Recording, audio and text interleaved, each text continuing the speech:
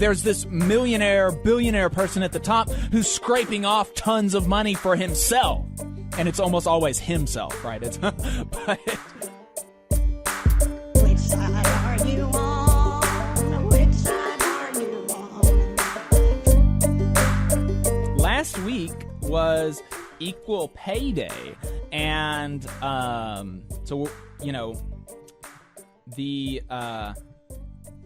that's a day to remind folks that, you know, women still don't make as much as men in the workforce, and hopefully a day to kind of spurn us to action on that issue. We know that women earn 22.1% less than men on average, and of course there are lots of factors there, and people will be like, oh, that doesn't actually mean what you think it means. There's not actually really a wage gap.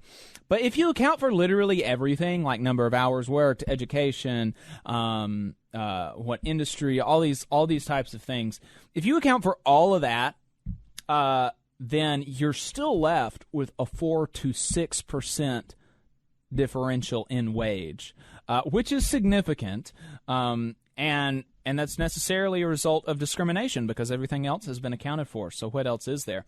But should we actually account for everything? One of the reasons that the wage gap is as large as it is because women, the industries that women dominate, are valued less. Right, like teachers and nurses. The Department of Labor found that 10% of the gender wage gap is caused by the devaluation of women-dominated jobs. And of course that makes sense, right? Like we know that teachers, for some reason, people who are going to mold the minds of the next generation, for some reason, those people are not compensated as well as the person who like writes a program for Raytheon. Yeah, that's exactly what was in my mind. I'm thinking about all the men who work in these STEM-heavy jobs in the military-industrial complex who have similar education credentials as teachers and nurses, but who are making dramatically more for work that is, in my opinion, dramatically less important to the human race. Even in some cases, like, actively detrimental. Like, if you are... Yeah. As an American, which is not to say that you're like a bad person, it's just saying that that you get paid in blood money. I mean, yeah, it's just to say that your life's work makes the world worse. You know, I mean, if you're like literally, if your life's work is like making missiles or nuclear weapons and things like this for the U.S. military. Like, you know, there's a certain amount of defense that is legitimate and that we need as a country, but our defense budget is more than the next, like, 12 or 13 or 14 or 15 countries combined, okay? So most of what we do now is not necessary and is actively harmful and could be used on more socially valuable labor. So that all that is to say, I think if you ask anybody, are teachers and nurses more valuable to society than programmers for Raytheon? I think most people intuitively understand that teaching is more important to a society than that. I think most people do. But the way that we compensate people are not it does not reflect that. And now maybe people will say, well, that's because nursing and teaching, that's all government stuff, and whereas people who work for Raytheon are in the private sector where competition and all these things make wages go up. And that's BS, because all of Raytheon's money, all of any defense contractor's money comes from the taxpayer. It's exactly the same as the remuneration mechanism of the mechanism for pay for teachers, except there's a middleman. Except in the case of Raytheon, there's this millionaire, billionaire person at the top who's scraping off tons of money for himself. And it's almost always himself, right? So that's the only difference, is that in this case, you've got this middleman who's taking away all this money. And in the case of teachers, you don't have that middleman. And so it's totally absurd.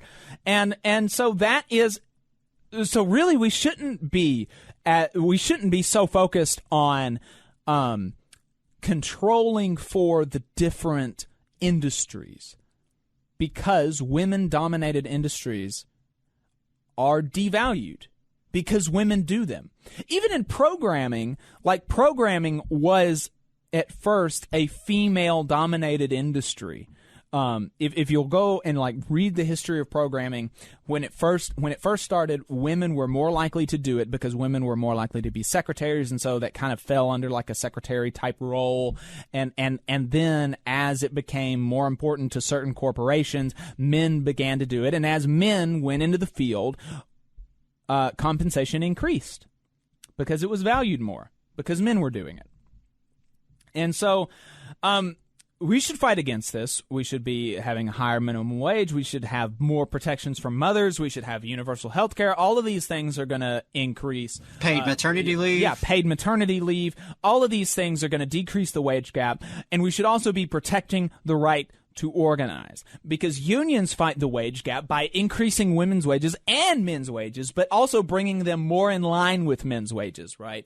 We properly assess the value of women in the workplace. And unions can actually enforce the protections that are there, that are supposed to protect you from sexism and gender discrimination in the workplace. It's unions who can fight that fight. Exactly. And one of the most evident cases of that was what happened with teachers in Wisconsin after Act 10. There have been multiple studies about what happened 10 years after Act 10. There was a study that came out last year about this that we talked about on the show that showed that 10 years after Act 10, the average teacher salary,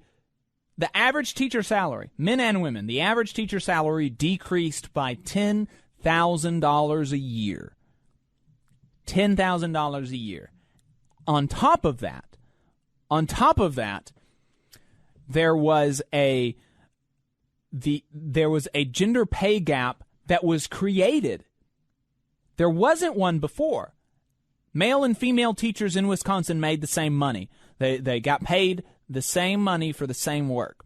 10 years after Act 10, not only was the average wage decreased by $10,000 annually, there appeared a wage gap of 11% among female teachers. That is insane. That is absolutely crazy. But hey, they accomplished part of their mission in doing so. Yep.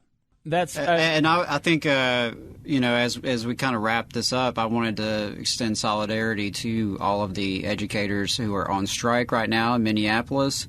So that's a woman-dominated industry, and we've seen nurses and nursing home workers really as leaders in the labor movement over the past couple of years.